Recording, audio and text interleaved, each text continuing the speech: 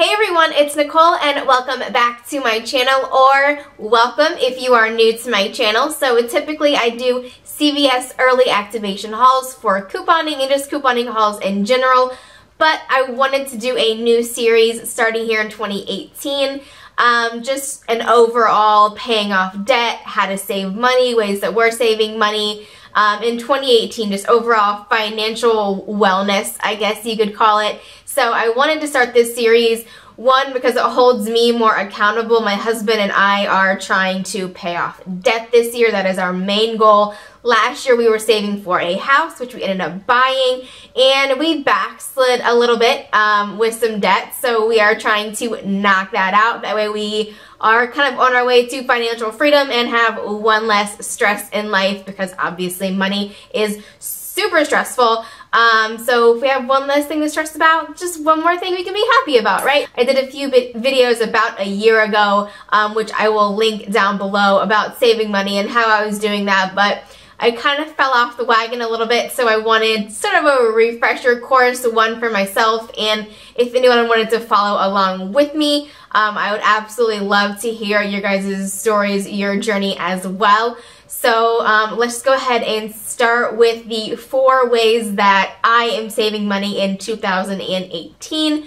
So I will preface this video by saying I do not have kids. I get a lot of heat when I throw out some of these ideas. Obviously, since I don't have children, some things might be a little bit easier for me to do, or it might be easier for me to make money or save money because I have the time.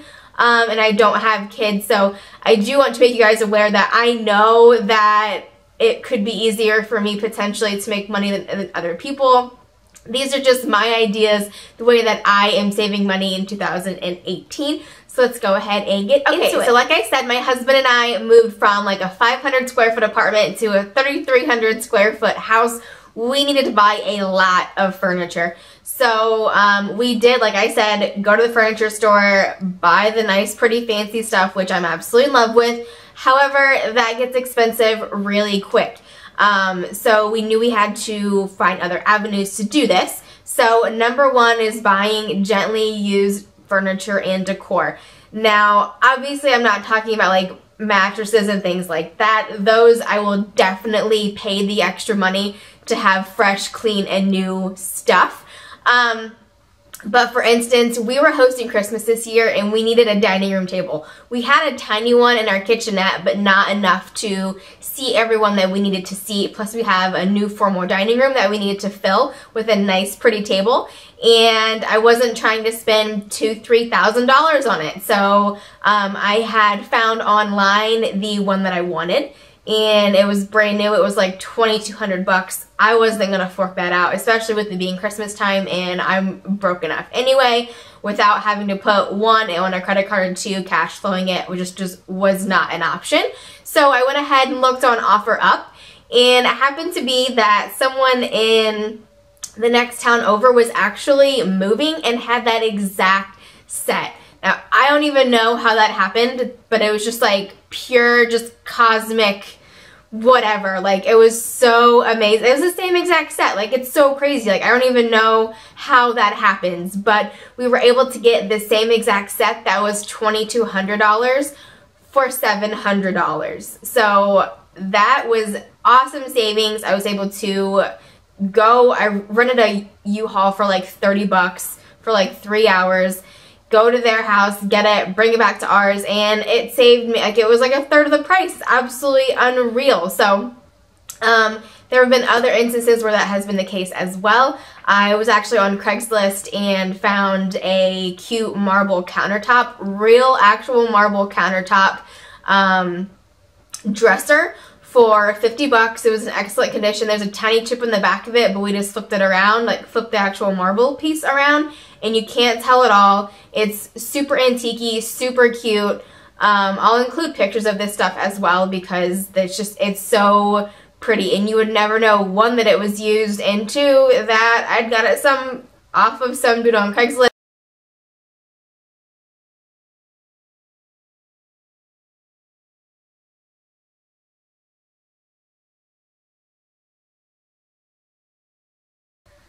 Okay, so obviously there is a safety aspect to things like this as well, so keep that in mind. Make sure you're not traveling to these places alone. Make sure it seems legit. Go in the daytime, go in a public place, all that kind of stuff. Another avenue that you can venture down is yard sales.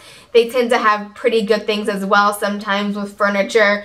But a really, really good tip too is at the end of the school year, all of these college kids leave their dorms and sometimes they don't pack up all of their stuff. They just throw it out by the dumpster. So if you're close to a college, see when it's college or move out day, or see, you know, when the last day of this semester is, or that kind of weekend, because all these kids will be moving out of their dorms or their apartments or their housing, and they're throwing away really, really nice stuff. I mean, I've seen couches, I've seen TVs, I've seen golf clubs, like so much really, really good stuff. And one, if you do want it, that's great. Or two, get it to resell it, because that is, you know, another way we can make money as well. So just make sure you're keeping those types of things in mind. Okay, so the second way that we are saving money in 2018 is by saving money on date night. So date night, especially in the city, can get really, really expensive. You usually have to pay to valet your car for one. You know, if you're going downtown, the restaurants are typically really expensive. If you're taking her to like a date restaurant, you know, they can get really, really expensive. You know, that whole thing with the dress and the hair and, you know, the outfits and all that, it can get super, super expensive. So how we are saving money, one is find free local events that are in your area. Obviously, right now, it's the middle of winter, so there's not going to be much going on in the way of cute date night type things. But we do have a movie theater that's close to us that has $5 movies on Tuesday nights. So we plan to utilize that, because regularly it's like $11 or $12 to go to the theater per person, plus popcorn and drinks and food and all that stuff. So we're saving money that way. You just kind of have to make it work around one, your schedule, and two, what's going on. But there are a ton of free community events in the summertime. There's a nice river that runs through Columbus. You can just go sit and watch. And how cute and romantic would it be to go and, you know, have a picnic and, you know, all that kind of stuff. Just sit at the park and just kind of hang out and do like a low-key date where you're not, you know, spending $100 on a dress, hair, and nails, plus you have to park and all that stuff. You can just walk around the park and it's super low-key, super romantic still. I mean, you can pick wildflowers along the way, just things like that. Like, you don't have to always like do the most biggest, baddest, expensive thing, and it's still just as romantic, if not more, doing it this way. Plus, it doesn't hurt your wallet as much. Okay, so way number 3 that we are saving money in 2018 is by meal planning. Now, this is the most beneficial, I feel like, for my budget.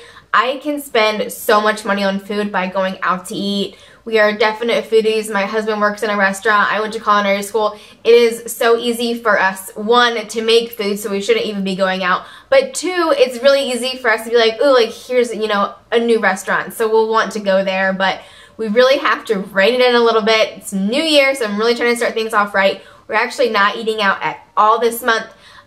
So I'm trying to be really, really wise with what I purchase. And so with meal planning, it's super, super simple to me. I'm making meals in bulk.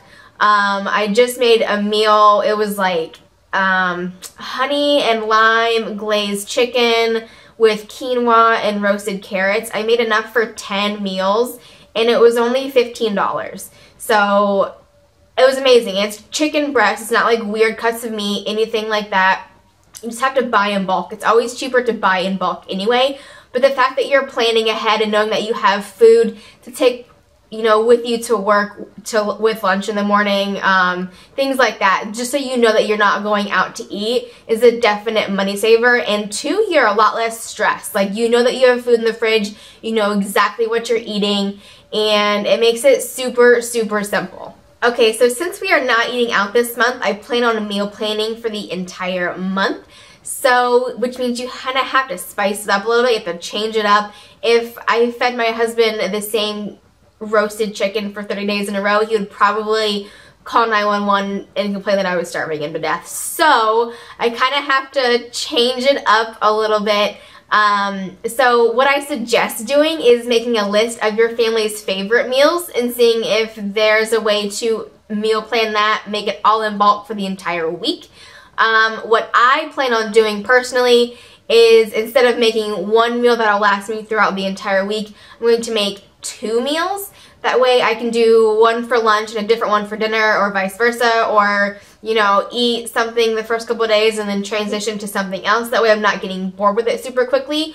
Or another idea you could do is make something for the entire week but add something to it. Like I said, we have the chicken, quinoa, and carrots. Well, today is day 4 of 5 of that meal.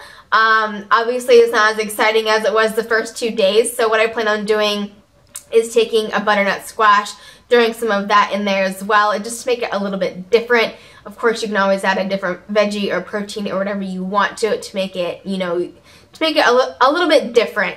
But just knowing that I have that food there waiting for me and that I don't have to stop at a drive-thru or stop somewhere and pick up food just makes me happy. It makes me less stressed because I know that I don't have to go home and cook food for anyone, that it's just there and it's ready and it's done. So I think that really is the key, is planning out, sitting down with a piece of paper or obviously your phone and just putting in what you plan on eating for the month, how much it's going to cost, and it saves your budget so much money.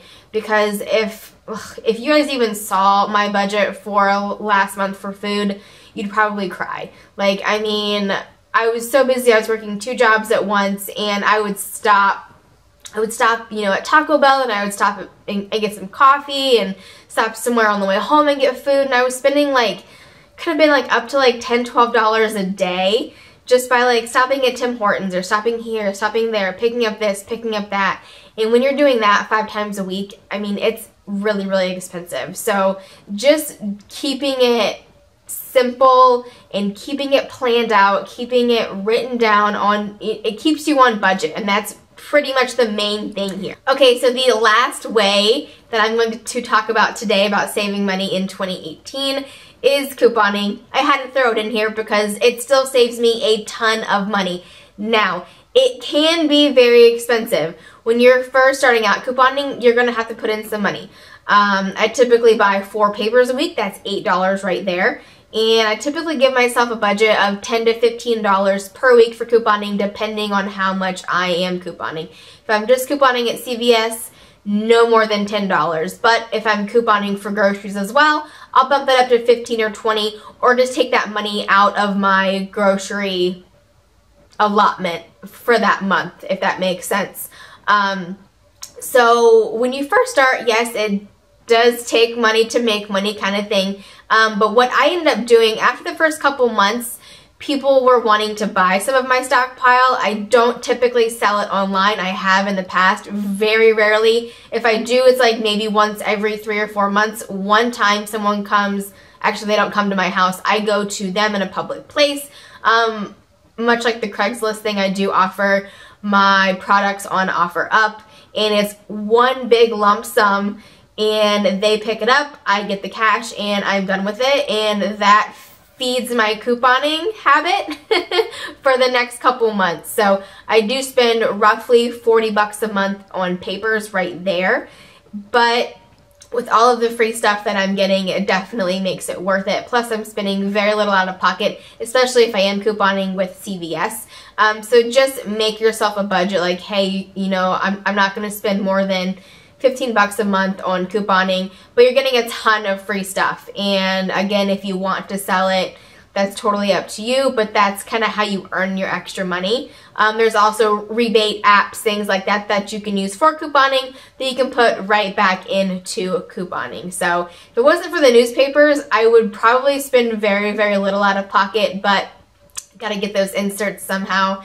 And yeah, so that is my last way for 2018 to save money. I would love to know how you guys are saving money in 2018 as well. I'm always open to new ideas and suggestions.